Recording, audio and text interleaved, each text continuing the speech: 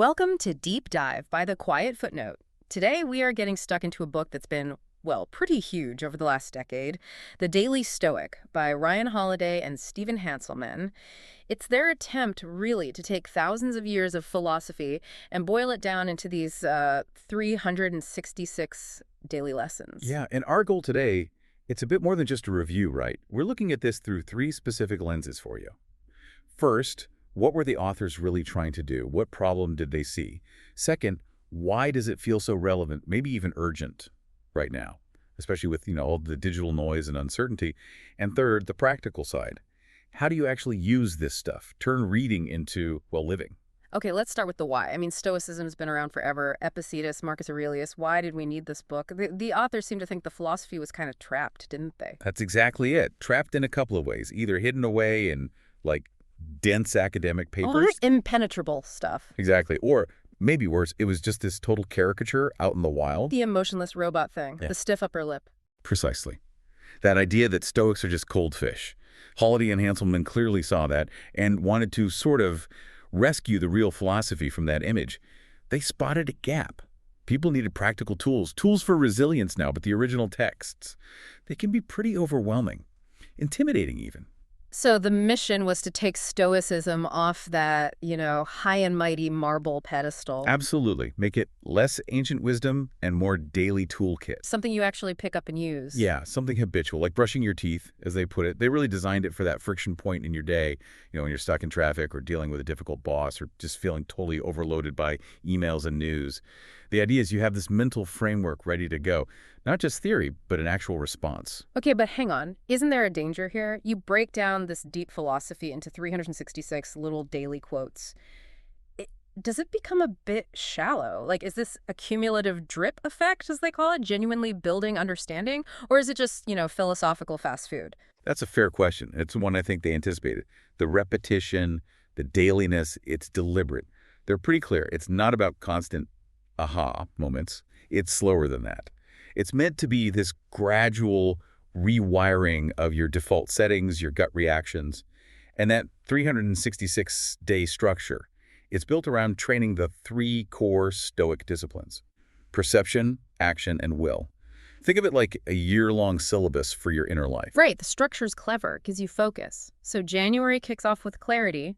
That's all about the discipline of perception, isn't it? Exactly. The whole month is hammering home this one crucial idea. Stuff happens, events are neutral. It's your judgment about the event that causes the pain or distress. Which is immediately useful, like you get a critical email. Right. The email itself is just pixels on a screen. The panic, the anger, that's the story you instantly add. They bring in Marcus Aurelius here. If you are distressed by anything external, the pain is not due to the thing itself, but to your estimate of it. Master the estimate, master the feeling. So if January is about seeing clearly, then later in the year, like June, it shifts gears. That's about the discipline of action, with the theme of problem solving. This feels like one of the most famous Stoic ideas, maybe? Embracing challenges. Definitely. This is where you get that powerful, almost paradoxical idea. Obstacles aren't just in the way, they are the way. Marcus Aurelius again. The impediment to action advances action. What stands in the way becomes the way. The challenge isn't something to just get past. It's the very thing that builds the strength or virtue you need. The resistance itself builds the muscle. Okay, perception, action. And then they wrap the year up in December. That's the discipline of will, and the focus gets intense. Meditation on mortality. Yeah, that one hits hard. It's the ultimate focusing tool, really, that quote they use from Marcus. You could leave life right now. Let that determine what you do and say and think. I mean, talk about cutting through the clutter. It just strips away the trivial stuff and forces you to look at what actually matters. If that doesn't light a fire under you. So if you try to boil down this whole year-long journey, perception, action, what's the single sentence promise? It feels like it's a handbook for clarity, courage, calm. Reminding you every day, you can't control the storm, but you can control the ship, your mind. That's a perfect summary, and it leads right into the how, the actual techniques. Because they stress this isn't just for reading, it's for doing. It's not enough to nod along with Seneca. You've got to practice, train that resilience. And one of the practices that jumps out, maybe because it sounds so uncomfortable, is voluntary discomfort. The fasting, the cold showers, sleeping on the floor sometimes. It sounds, frankly, a bit miserable. Why do it? Right, it does sound extreme. But it's not about self-punishment. It's like mental strength training. Yep. Preventative training. The goal is to prove to yourself before life forces it on you that you can handle hardship, that you can live without certain comforts. We get so used to central heating, instant everything. By choosing a little discomfort, you kind of vaccinate yourself against the shock of involuntary hardship, like losing your job or facing illness. Yeah. That mental pushback against the cold or the hunger. It must be pretty real. Oh, it is. And that feeling, that resistance, actually helps debunk the first big myth they tackle, the idea that Stoics are emotionless robots. If you felt nothing, why practice discomfort? The Stoics felt things deeply share. Seneca wrote incredibly movingly about grief. The aim isn't numbness, it's mastery. Feeling the fear or the anger or the sadness, but not being controlled by it. Choosing your response. Okay, so not robots. What's the other key practice they emphasize? Something about a daily review. Yes, the daily filter. This ties back to perception. It's this nightly practice, basically. You look back at your day and make two lists, mentally or on paper. What was in my control and what wasn't. It's a way to surgically remove anxiety. You focus your energy. How so? Well, something was external, the traffic, what someone else did, the weather. You acknowledge it, learn from it maybe, but you let go of the worry. It wasn't yours to control. You save all your mental energy for the in my control column. Your effort, your choices, your attitude today.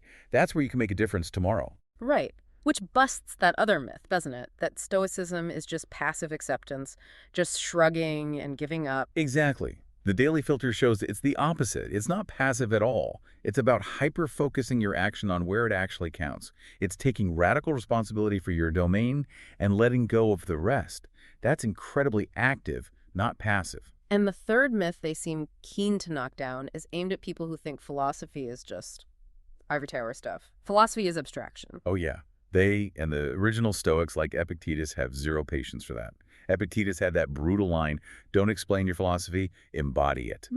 If these big ideas like temperance or justice or courage don't actually change how you deal with a frustrating commute or a disagreement or even just tidying your desk, then frankly the philosophy is useless. It has to show up in how you live day to day. This is where it gets really interesting connecting it to now.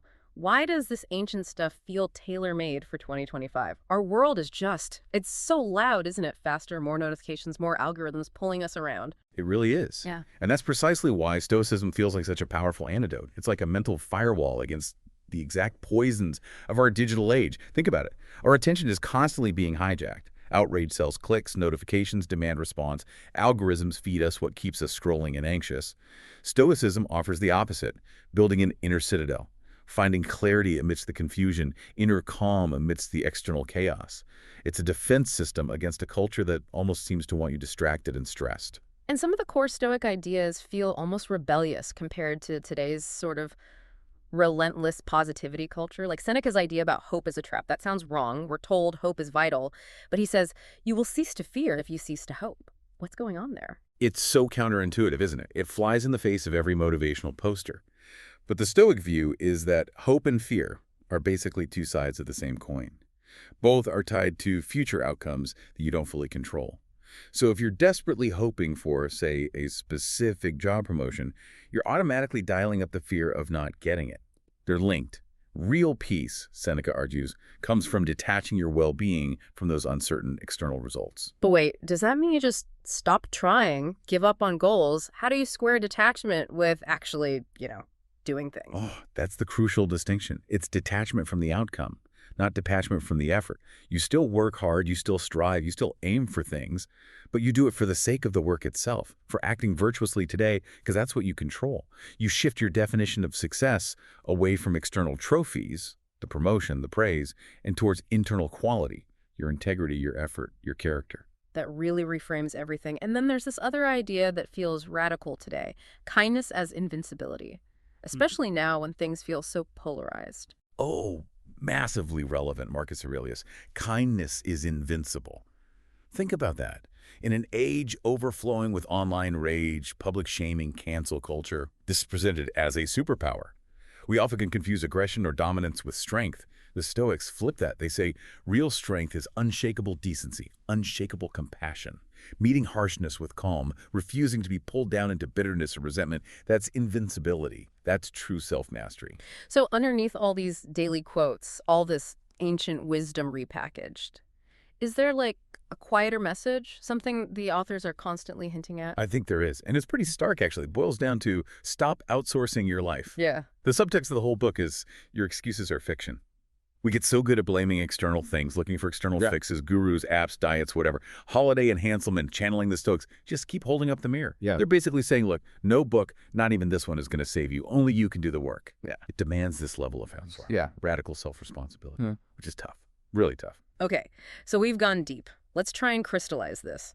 If someone reads this book cover to cover, what are the absolute top 5 takeaways Holiday and Hanselman want lodged in their brain? Right, the core pillars they're trying to build. First one seems obvious, but crucial. You control your mind, not the world. Understanding this isn't just positive thinking, it's the bedrock of your strength. Your interpretations are everything. Second, obstacles are training grounds, not roadblocks. Every setback isn't just something to endure, it's raw material. It's forging something in you, resilience, patience, creativity. Ask, what is this teaching me? Third, time is your most precious resource. Seneca was banging this drum 2,000 years ago. We act like we have an infinite supply. We fritter it away. Especially now, guarding your attention is guarding your time. Be ruthless with it. Fourth, virtue is the only true good. In a world screaming about status, money, followers, the Stoics insist the only thing that truly matters, the only reliable source of well-being is your character, your integrity, your courage, your sense of justice, your self-control. That choice to do the right thing, even when it's hard or unnoticed. Exactly. That's the real prize. Yeah. And finally, fifth, stillness and self-mastery are strength. Real power isn't loudness or aggression. It's calm, it's humility, it's kindness, it's equanimity under pressure, that quiet inner strength. And the big takeaway from the authors, after laying all this out, seems to be, don't just nod along. Don't get stuck in paralysis by reflection. Yeah, absolutely. The book fails if it just sits on your shelf looking smart. It's a manual. The whole point is to move from knowing these ideas to actually doing them, living them. So for you listening right now, how can you start? What are 2 super simple things you can try today? No need to wait for a new year. Okay, first, try the memento mori morning. Literally, when you wake up, just ask yourself that question. If today were my last day, would I be doing what I'm about to do? Use death as a lens to clarify what's genuinely important versus what's just noise or obligation. It brings urgency. That's powerful. And the second thing? Embody. Don't explain. Pick one Stoic virtue for the day. Maybe it's patience in traffic. Maybe it's honesty in a small interaction. Maybe it's just listening better. Whatever it is, just do it silently. Don't announce it. Don't post about it. Don't look for praise. Just live it and see what happens. Let the actions speak. Embody, don't explain. Yeah, and if I had to pick the one piece of this whole system that feels the most potent, the most revolutionary maybe, it's how that meditation on mortality kind of underpins everything. How so? It seems to hit all the buttons at once. Exactly. It hits the head, forcing clarity. It hits the heart, connecting you to what matters. And it hits the hands, pushing you to act now. It forces that radical self-responsibility we talked about. It makes you stop arguing with reality, stop blaming everything and everyone else, and instead start working with life as it is, not as you wish it was. In a culture that loves to outsource blame and comfort, that shift, just that shift alone, feels incredibly powerful, maybe even revolutionary.